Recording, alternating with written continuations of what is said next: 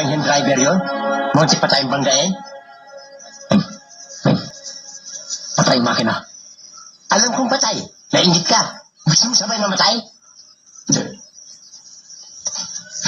Ming, ming, ming, ming, ming, ming, ming. Ming, ming, ming, ming, ming, ming, ming, ming. Ming, ming, ming, ming, ming, ming, ming. Ikaw pala ang ming, ming, ming, ming, ming.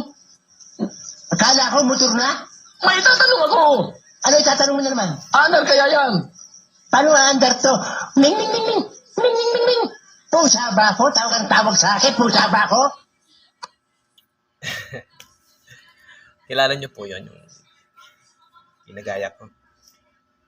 Si Redford White po, isa sa mga paborito kong comedy actor dito sa atin sa Pilipinas, sa ating mga Pilipino. Sa tunay na buhay po, ang pangalan niya ay Cipriano Dodoy M. Cermeño. Siya po ay isinilang noong December 5, 1955 sa Cebu. Ang naging asawa po niya, si Elena Cermeño, na nagkaanak siya ng isa, si Jerby Cermeño. Nanirahan po sa may Caloocan, nag-artista. Isa po sa mga pinasikat niyang pelikula, naging sitcom din, Body and Soul, nakasama si Eric Quezon. Yung pong kausap niya kanina, sa ginaya natin, si Babalu, ang pamagat nun ay Haba-Haba Du, Puti-Puti po.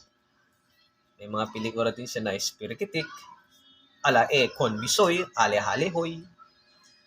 Tapos po, doon na rin siya nagkasakit sa may Caloocan hanggang sa turuan siyang pumanaw noong July 25, 2010 sa kadahilan ng lung cancer at saka brain tumor. Nakakapanghinayang lang sa edad lang na 54 nung mamatay siya. Sayang. Medyo marami pa sanang kung naagapan lang yung sakit niya, no? Ako'y nangihinayang dahil napakahirap maghanap ng katulad niya.